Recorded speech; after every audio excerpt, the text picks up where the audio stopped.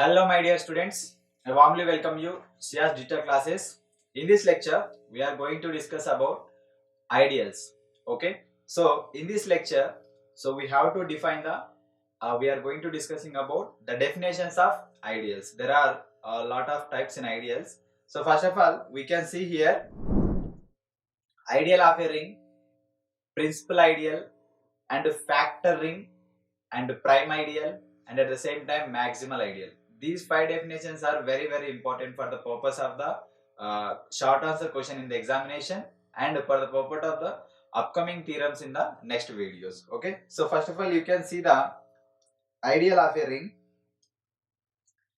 A subring capital A of a ring capital R is called an ideal. Okay, so first of all I am starting with the ideal of a ring. Okay, so to say that any subring, okay, you know very well what is a subring. Subring is itself a ring. It satisfies the ring condition under the ring operation. Okay, so then the type of subring is called an ideal of a ring capital R if for every small r belongs to capital R and small a belongs to capital A, then R into A and A into R in capital A. For example, you can see I am writing with the circle. If you take circle is capital R ring and I am taking another circle is capital A. In that A, so for example I am taking small r belongs to capital R and A comma B belongs to capital A. Okay, so A comma belongs to capital A and small r belongs to capital R. Now the relation between small r and A comma B, we can write it as A into R comma R into A.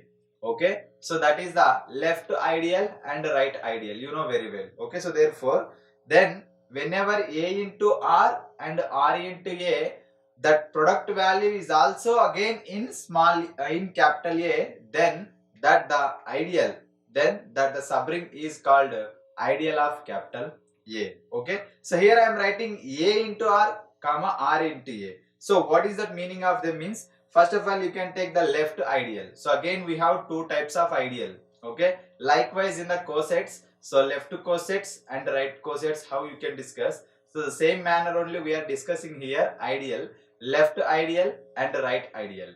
In the examination the questions will ask, so define the ideal and define the types of the ideal, give an example. Okay, so this is the question has been asked in the 2022 short answers. Okay, July question paper. So the left ideal is if for all small r belongs to capital R. Okay, so small r into capital A, small r into capital A is equal to r into small a for all small a belongs to capital A. So this total representation is again subset to capital A.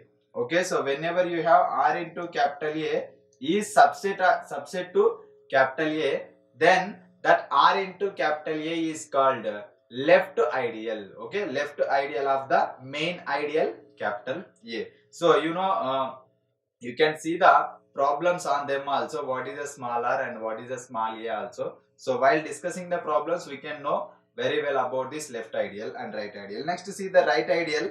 So A into capital A into R is equal to small a into R. This flower bracket set is also subset to capital A, then that is called right ideal of the main ideal capital R. So therefore next, if an ideal capital A of R is said to be proper ideal. Okay, so we have discussed that ideal, left ideal, right ideal, and now we are going to discussing that proper ideal. Proper is nothing but it will become only subset, not is equal to main set. Okay, so A is subset to capital R. Okay, whenever capital A is subset to capital R and A is not is equal to capital R, then that proper subset is called proper ideal of capital R. Okay, this proper ideal concept plays a key role in upcoming definitions like prime ideal and maximal ideal. Okay, just remember proper ideal is nothing but it is a only proper subset. Proper subset means only subset. Okay, it is not is equal to the main set. So this is the ideal and left ideal and right ideal, at the same time proper ideal. So now you can see the ideal test here. Okay, we have another one. So ideal test is nothing but a non-empty subset capital A of a ring capital R is an ideal of R. Is an ideal of R if the first condition is the subtraction is closed.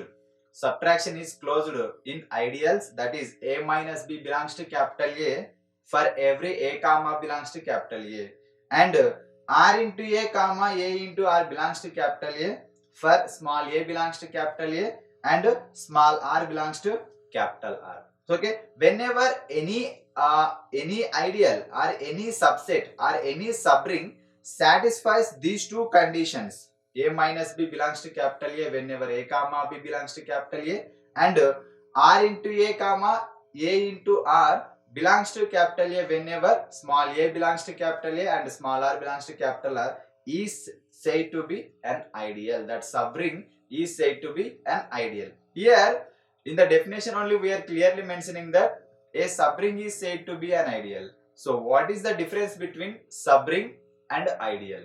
Okay, subring is nothing but whenever you are discussing about A minus B belongs to capital R and A into B belongs to capital R, it is called subring. Okay, and whenever we are talking about ideal, same A minus B, that is the subtraction is closed under operation A minus B belongs to capital A and AR comma RA belongs to capital A. This this representation is called ideal. Okay, the difference between is in rings there is no left and right subrings. In ideals there are left ideal and right ideal. That is the difference between subring and ideal. So now you can see the example of this ideal.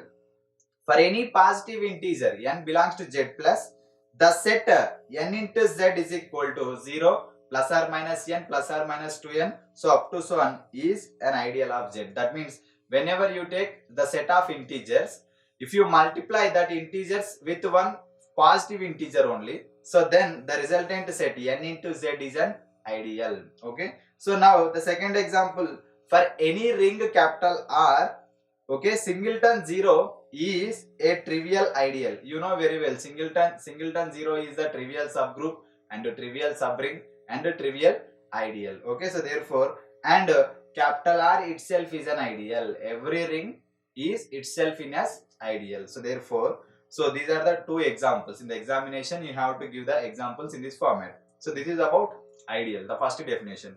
Next, second definition is principal ideal. Okay, principal ideal. So let capital R be a commutative ring. Okay, so with unity, and let small a belongs to capital R. I am taking one element, small a belongs to capital R. Then the set, okay, so small a generated by, so that is equal to R into A such that R belongs to capital R, is an ideal of R.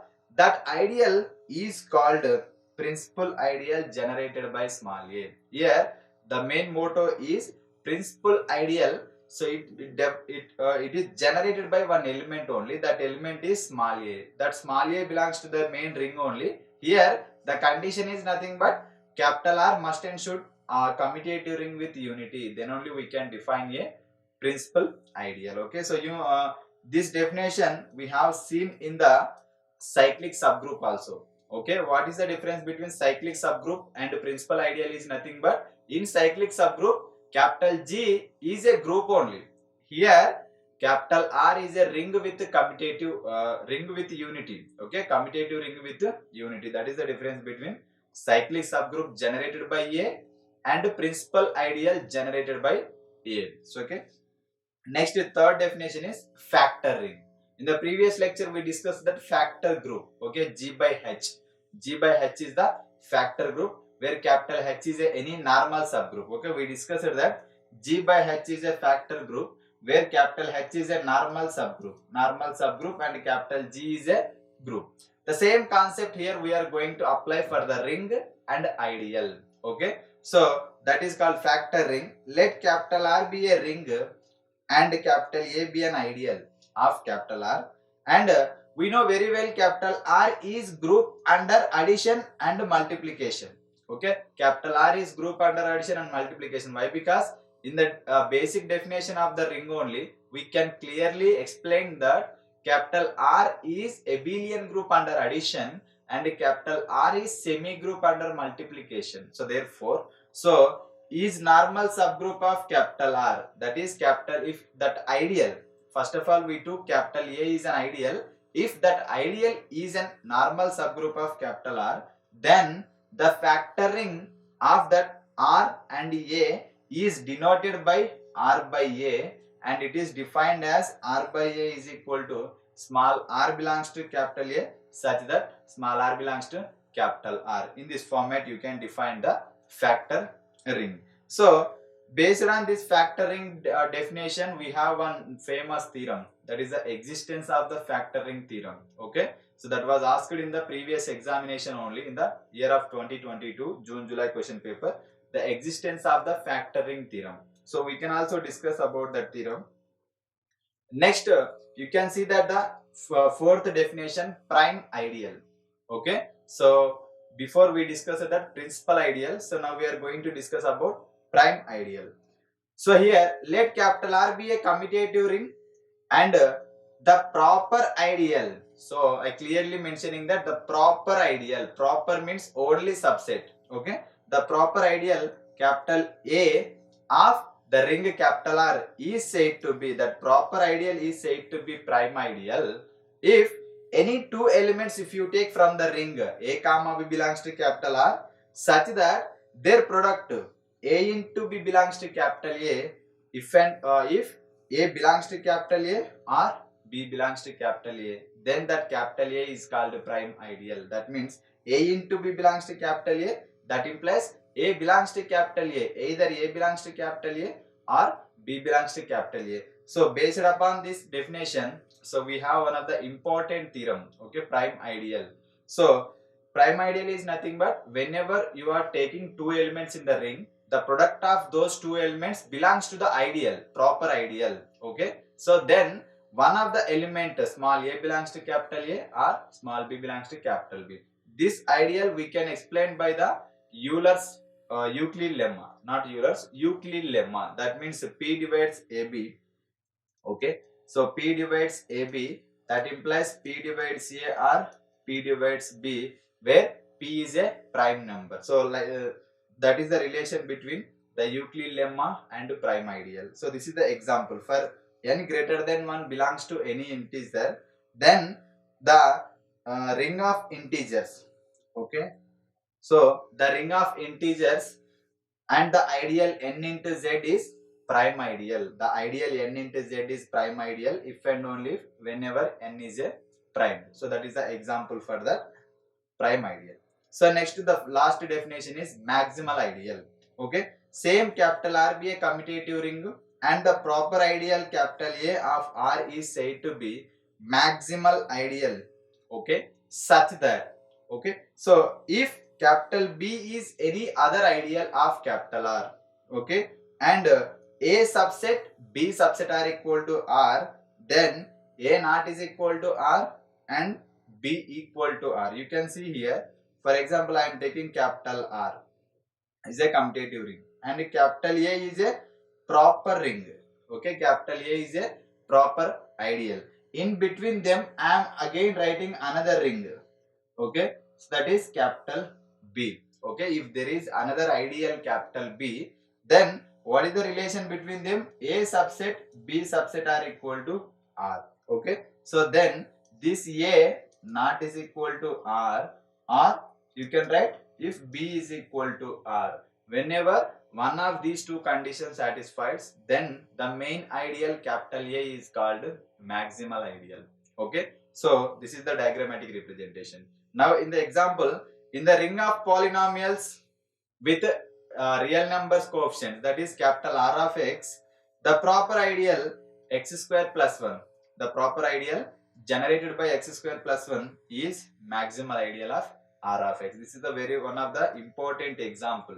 Okay, so we have one short answer also that show that the x square plus 1 is maximal ideal in capital R of x. Okay, so these are the definitions and examples of the each and every definition. So these definition plays a key role in the short answer purpose and long answer purpose in the upcoming theorems. Okay, so prepare well, practice perfect. So until bye, thank you.